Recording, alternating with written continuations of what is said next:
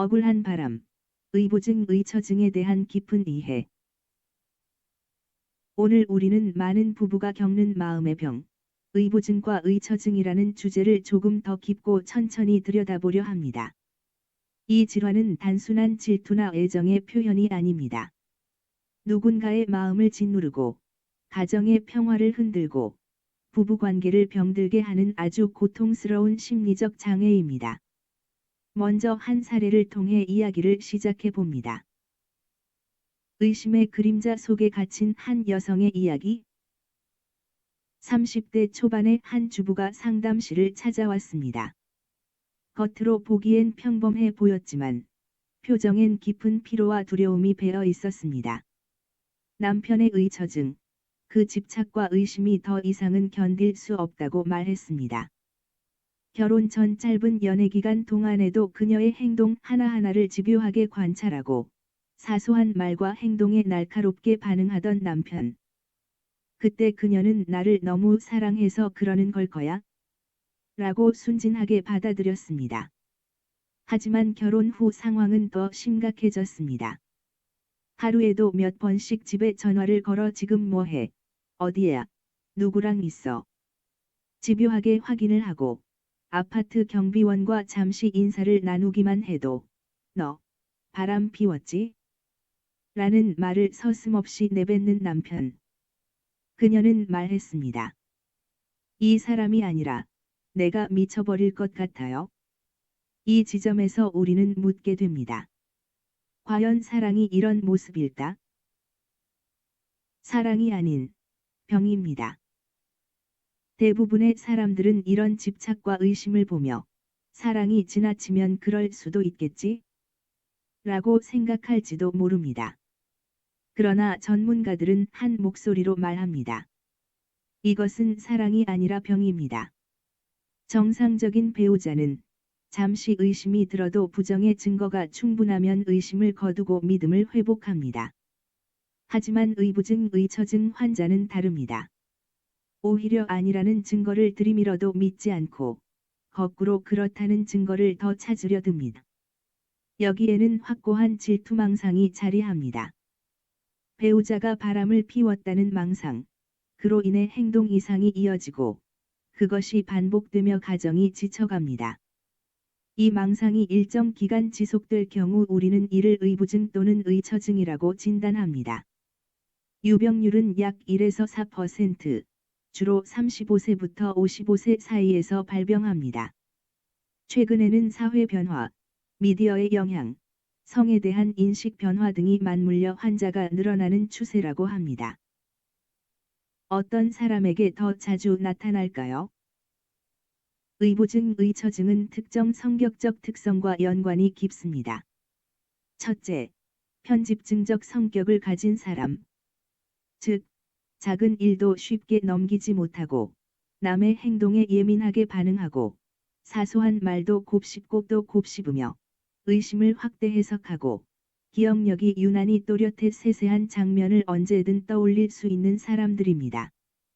둘째, 열등감을 가진 사람.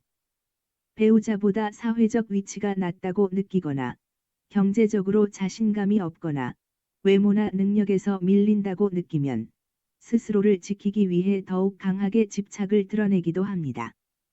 셋째, 질투심이 유달리 강한 사람 또는 자신 스스로 바람을 피우고 싶어하는 욕구가 있는 사람도 이 질환의 위험군이 됩니다.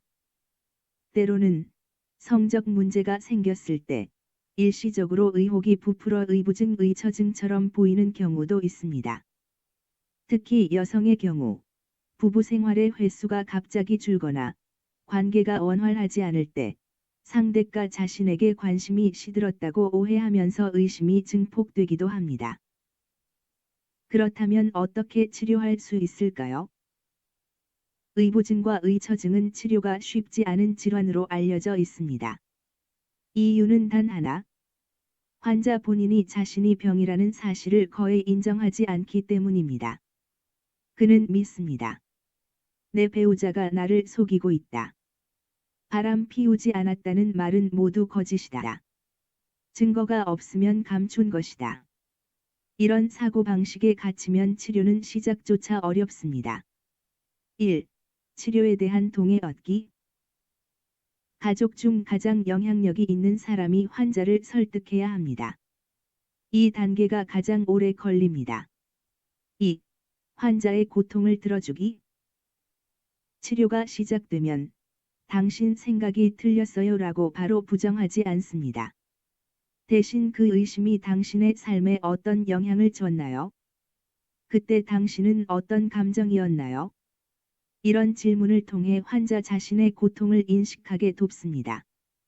이 과정은 매우 섬세하고 시간이 오래 걸리는 치료입니다. 3. 가족 치료, 특히 부부 치료. 의부증, 의처증은 한 사람만의 문제가 아니라 가족 전체가 함께 겪는 고통이기 때문에 부부 치료가 필수입니다. 그러나 서로에 대한 불신이 너무 깊어 부부 치료까지 가는 데에도 상당한 시간이 필요합니다. 진료 현장에서는 이 질환을 가장 치료가 어려운 병 중 하나라고 분류하기도 합니다. 그럼에도 희망은 있습니다. 하지만 그렇다고 완전히 희망이 없는 것은 아닙니다. 전문가들의 보고에 따르면 치료를 받은 환자의 약 50%는 호전되며 20%는 망상이 크게 줄어든다고 합니다. 치료와 이해, 가족의 지지와 전문적 도움, 그리고 환자의 마음이 조금씩 열릴 때 어두운 터널은 분명히 끝을 향해 나아갑니다. 이 이야기가 우리에게 주는 메시지? 오늘의 내용을 통해 우리는 한 가지를 다시 생각하게 됩니다. 믿음이란 무엇일까? 사랑이란 무엇일까? 사랑은 구속이 아니라 신뢰의 토대 위에서 자라나는 마음입니다. 의심은 관계를 지켜주는 재료가 아니라 천천히 둘 사이를 무너뜨리는 보이지 않는 균열입니다. 그리고 때로 우리는 누군가의 지나친 사랑이라 보았던 것이 사실은 그 사람의 내면 깊숙한 곳에서 오랫동안 해결되지 못한 상처와 불안, 그리고 병리적 두려움이었음을 알게 됩니다. 의부증과 의처증은 부부의 문제처럼 보이지만 사실은 인간의 깊은 심리, 과거의 상처, 삶의 불안이 드러나는 복합적인 문제입니다. 오늘 이 시간을 통해 한 사람의 마음 속에서 일어나는 질투, 의심, 두려움, 그리고 그 뒤에 숨어 있는 고통을 조금 더 이해할 수 있게 되었기를 바랍니다. 상대의 행동이 문제라기보다 그 마음에 담긴 상처가 먼저 들여다보아야 할 대상일지도 모릅니다. 이해와 공감, 전문적 치료와 꾸준한 지지 속에서 이 병은 충분히 극복될 수 있습니다. 오늘의 이야기가 누군가의 마음을 위로하고 또 누군가를 이해하는 데 작은 도움이 되기를 바랍니다. 감사합니다. 현직 의사들이 전하는 건강 정보, 닥터 스토리는 구독자들의 건강과 행복을 기원합니다.